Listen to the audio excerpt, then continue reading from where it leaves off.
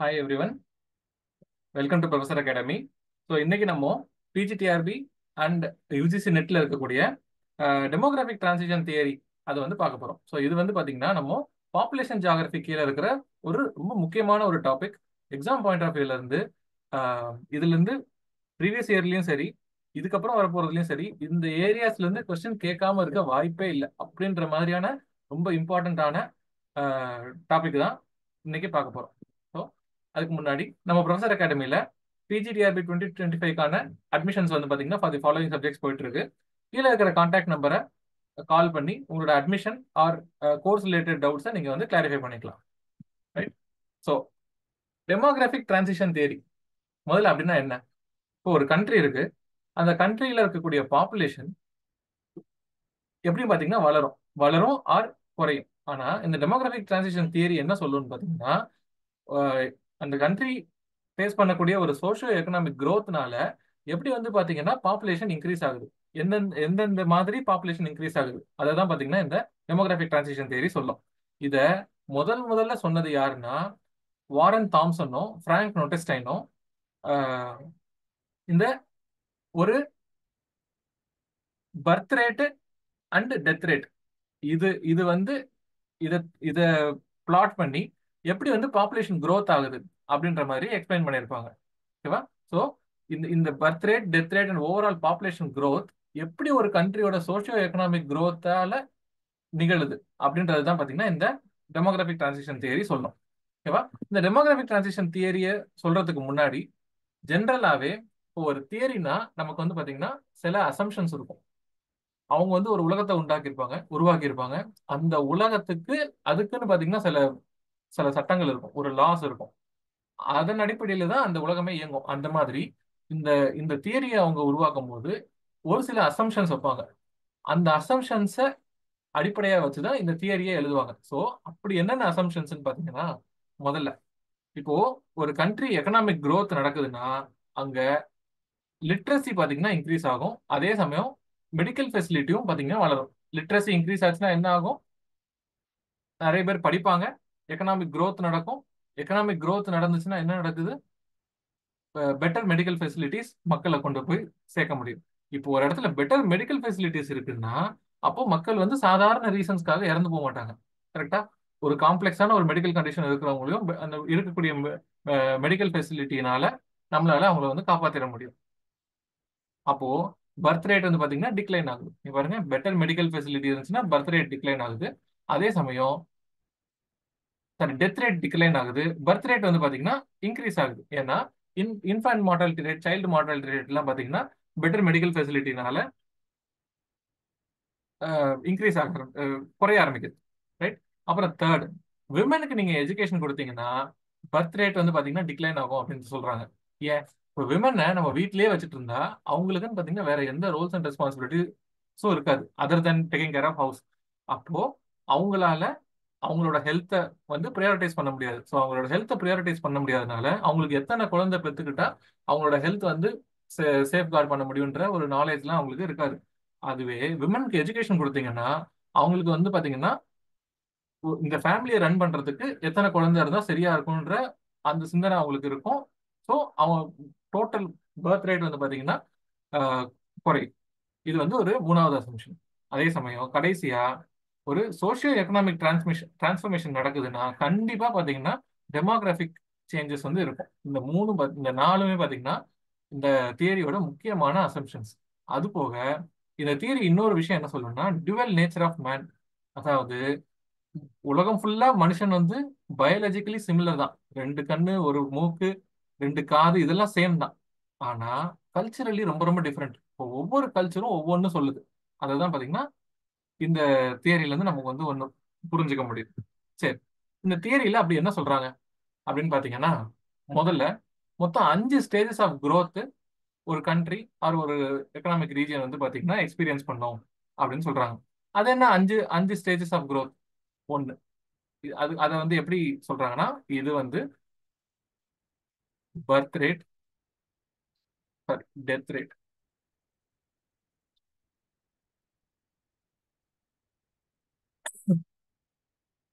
இது birth rate, இது வந்து பாத்தீங்கன்னா பாப்புலேஷன், ஓவரால் பாப்புலேஷன். ஓகேவா? Or net population.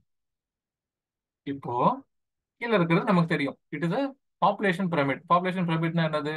இங்க அதாவது ஒரு ஒரு ஒரு கண்ட்ரில எவ்வளவு மேல் எவ்வளவு ஃபீமேல் அந்த ஏஜ் கேட்டகரியில இருக்காங்க, ஒவ்வொரு ஏஜ் கேட்டகரியும் எவ்வளவு இருக்காங்கன்ற சொல்லுதான் பாப்புலேஷன் பிரமிட்.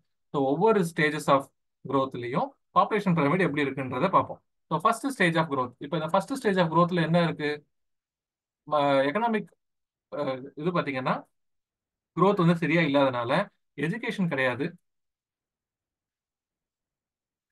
எஜுகேஷன் கிடையாது. ஸோ டெத் ரேட்டு ரொம்ப ஹையா இருக்கு, அதே சமயம் பர்த் ரேட்டும் ரொம்ப ஹையா இருக்கு. அதனால பாத்தீங்கன்னா இது வந்து ஹை ஸ்டேஷனரி ஸ்டேஜ்னு சொல்லுவாங்க. High stationary stage.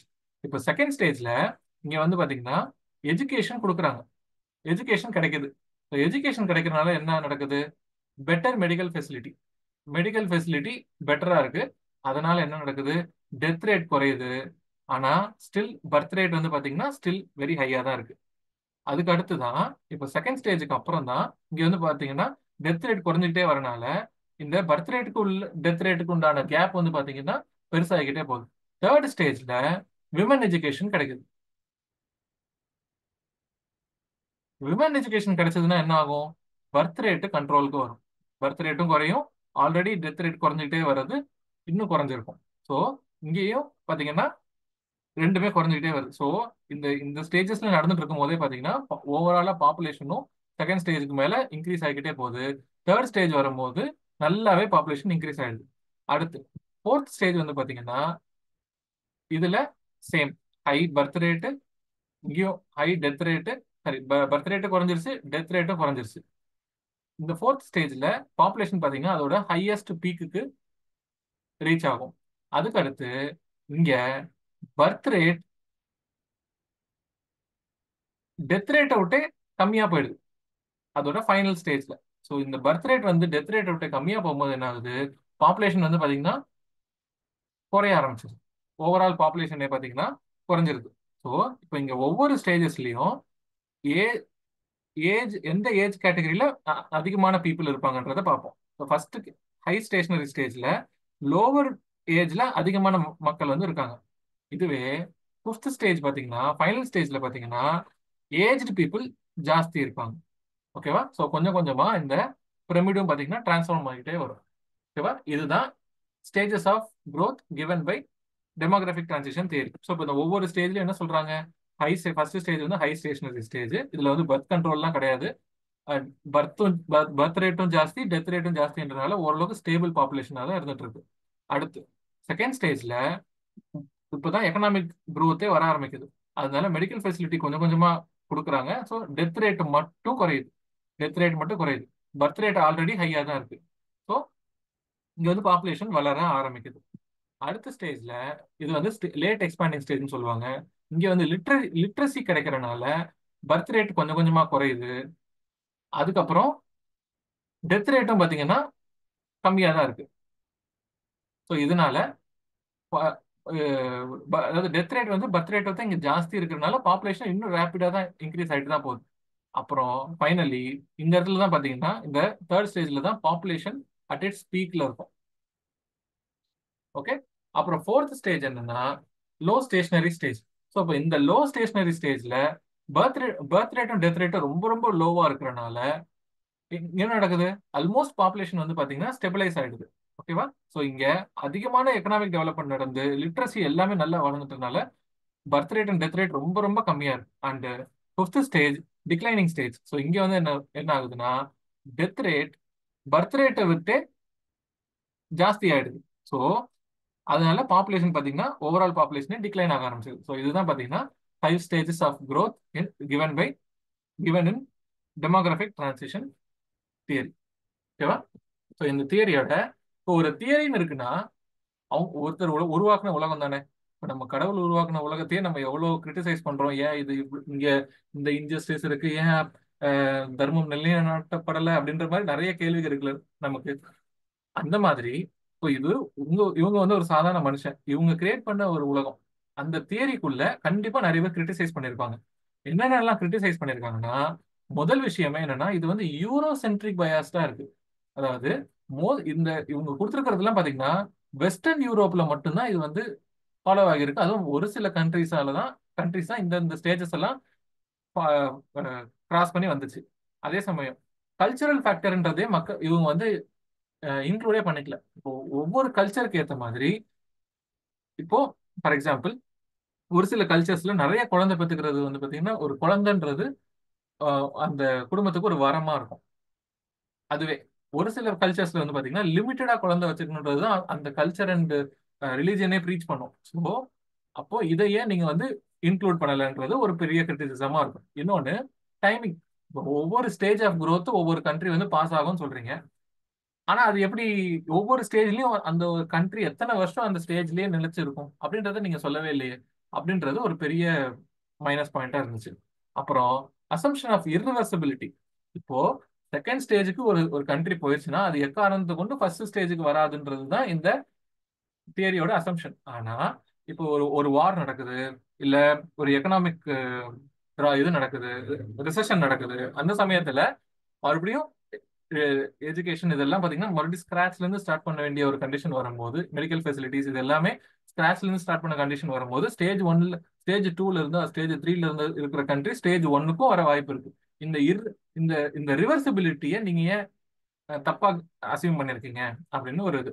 இன்னொன்னு, மைக்ரேஷன்னால பாப்புலேஷன் வந்து பாத்தீங்கன்னா இன்க்ரீஸ் ஆகுறது டிக்ரீஸ் ஆகுறதையும் இவங்க வந்து கணக்குல எடுத்திருக்க மாட்டாங்க.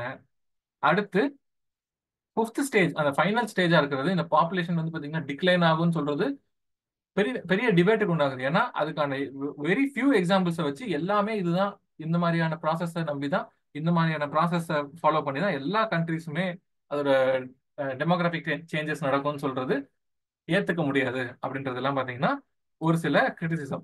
இன்னொரு ஒரு கிரிட்டிசிசம் என்னன்னா, இந்த ஸ்டேஜ்ல தான் கிராஸ் பண்ணி வரணும்னு அவசியமே இல்லை. For example China. சைனா வந்து பாத்தீங்கன்னா ரொம்ப ரேபிட் டெவலப்மெண்ட் இருந்தனால ஸ்டேஜ் 1ல இருந்து ஸ்டேஜ் 3க்கு ஜம்ப் பண்ணிட்டாங்க. அப்போ ஸ்டேஜ் 2ன்றதே அவங்க வந்து கிராஸ் பண்ணவே இல்லை. ஸ்டேஜ் 1ல இருந்து டைரக்டா ஸ்டேஜ் 3 டபுள் ப்ரொமோஷன் வாங்கிட்டு போயிட்டாங்க. அப்போ இந்த இந்த ஸ்டேஜை வந்து இந்த ஆர்டர்ல தான் ஒரு கண்ட்ரி வந்து பாஸ் ஆகணுன்றதும் கிடையாது. ஸோ இதெல்லாம் தான் பாத்தீங்கன்னா முக்கியமான கிரிட்டிசிசம். ஓகேவா? ஸோ இதெல்லாம் நம்ம சில ஒரு ப்ராக்டிஸ் கொஸ்டின் பார்ப்போம். அது இல்லாம உங்களோட ப்ராக்டிஸ்க்காக மீதி 3 கொஸ்டின் கொடுத்துருக்கேன். அதை வந்து நீங்க கமெண்ட்ஸ்ல ஆன்சர் கொடுங்க. ரைட்டா? So first question, 4 stages of demographic transition தியரியில எந்த ஸ்டேஜ்ல பர்த் ரேட் வந்து ரொம்ப ஹையா இருந்து continues to be high and death rate வந்து டிக்ளைன்ஸ் ரேபிட்லி, எந்த ஸ்டேஜ்ல வந்து இந்த மாதிரி இருக்கும் அப்படின்னு சொல்லி கேட்குறாங்க. ஸோ ஜஸ்ட் ஒரு பாஸ் பண்ணிட்டு ஆன்சர் நீங்க மனசுல நினைங்க. நம்ம இதுக்கான கரெக்ட் ஆன்சர் என்னன்னு பாத்தீங்கன்னா ஸ்டேஜ் 2. ஓகேவா? இந்த ஸ்டேஜ் 2ல தான் பாத்தீங்கன்னா பர்த் பர்த் ரேட் வந்து ஹையாவே இருக்கும், டெத் ரேட் வந்து பாத்தீங்கன்னா ரேபிடா டிக்ளைன் ஆகும். அதுவே ஸ்டேஜ் 1ல என்ன நடக்கும்? Birth rate and death rate ஹையா இருந்திருக்கும். ரெண்டுமே ஒரே மாதிரி ஹை ஸ்டேஷனரி ஸ்டேஜ்ல இருந்திருக்கும். கரெக்டா? ஸோ இப்போ மீதி இருக்கிற 3 கொஸ்டினுக்கும் நீங்க கொஸ்டினை படிங்க, கீழே இருக்கிற கமெண்ட்ஸ்ல போய் உங்களோட ஆன்சரை கொடுங்க. ஓகேவா? ஸோ இந்த ஸ்டேஜ்ல டெமோகிராபிக் டிரான்சிஷன் மாடல்ல இருக்கக்கூடிய ஸ்டேஜஸ், ரைட் சைடில் அதோட கேரக்டரிஸ்டிக்ஸ், இதை வந்து மேட்ச் த ஃபாலோயிங்ல பிளாட் பண்ண சொல்றாங்க. ஓகேவா? ஸோ ஸ்டேஜ் 1, 2, 3, 4 இருக்கு. அதோட கேரக்டர்ஸ் வந்து ரைட் சைடில் கொடுத்துருக்காங்க. இது ரெண்டுத்தையும் பிளாட் பண்ணி நீங்க கமெண்ட்ஸ்ல ஆன்சரை கொடுக்கணும். ஓகே? தேர்ட் கொஸ்டின், அதாவது which of the following best explains the transition from second stage to third stage in the demographic transition model? ரெண்டாவது ஸ்டேஜ்ல இருந்து மூணாவது ஸ்டேஜுக்கு டிரான்சிஷன் ஆகுறத எந்த ஃபாலோயிங் ஆப்ஷன்ஸ் வந்து பாத்தீங்கன்னா கரெக்டா கொடுத்துருக்கு, எதை வந்து கரெக்டா எக்ஸ்பிளைன் பண்ணதுன்ற கொஸ்டின். இதுக்கான ஆன்சரும் நீங்க யோசிச்சு கமெண்ட் செக்ஷன்ல கொடுங்க. ஓகே? ஃபோர்த் கொஸ்டின், ஸ்டேஜ் 1 சம்பந்தமா, stage 1 of the demographic transition theory, அது சம்பந்தமா ஒரு 3 ஸ்டேட்மெண்ட் கொடுத்துருக்காங்க. அந்த 3 ஸ்டேட்மெண்ட்ஸ்ல எது வந்து கரெக்ட்னு கேட்கறாங்க. ஒரு கொஸ்டினை படிக்கும் போது நிச்சயமா நீங்க இங்கே கவனமா இருக்கணும். கரெக்ட்னு கொடுத்துருக்காங்களா இன்கரெக்ட்னு கொடுத்துருக்காங்கன்றத ரொம்ப கவனமா நீங்க வந்து படிக்கணும். ஏன்னா எல்லா இடத்துலயும் இந்த மாதிரி ஹைலைட் பண்ணி கொடுத்துருக்க மாட்டாங்க கொஸ்டின் பேப்பர்ல. அப்படி கொடுக்கலனாலும் நம்ம என்ன கேட்டிருக்காங்கன்றத தெளிவா படிச்சுட்டு ஆன்சருக்கு வரணும். ஓகேவா? ஸோ இதுக்கு என்ன ஆன்சர், இதையும் நீங்க கமெண்ட் செக்ஷன்ஸ்ல போடுங்க. ஓகேவா? ஸோ கமெண்ட் செக்ஷன்ஸ்ல இருக்கக்கூடிய ஆன்சரை எவாலுவேட் பண்ணி கரெக்டான ஆன்சரை நம்ம அப்புறமா டிஸ்கஸும் பண்ணலாம். ரைட்டா? ஸோ ஃபைனலி நம்ம ப்ரொஃபசர் அகாடமியில் for the following subjects PGTRB 2025க்கான அட்மிஷன்ஸ் வந்து பார்த்தா போயிட்டு இருக்கு. கீழே இருக்கிற கான்டாக்ட் நம்பரை கால் பண்ணி உங்கள் admissions or course related any queries நீங்கள் வந்து கிளாரிஃபை பண்ணிக்கலாம். Okay? So work hard, stay focused. கண்டிப்பாக நம்ம என்ன நினைச்சோமோ அது வந்து நிறைவேறும். ஸோ நமக்கு சக்ஸஸ்ன்றது வேணும்னா ஹார்ட் ஒர்க்லாம் தாண்டி டிசிப்ளின் தான் நமக்கு வந்து அந்த ஃபோக்கஸ் வந்து கொடுக்கும். ரைட்டா? So all the very best for your exams. Thank you.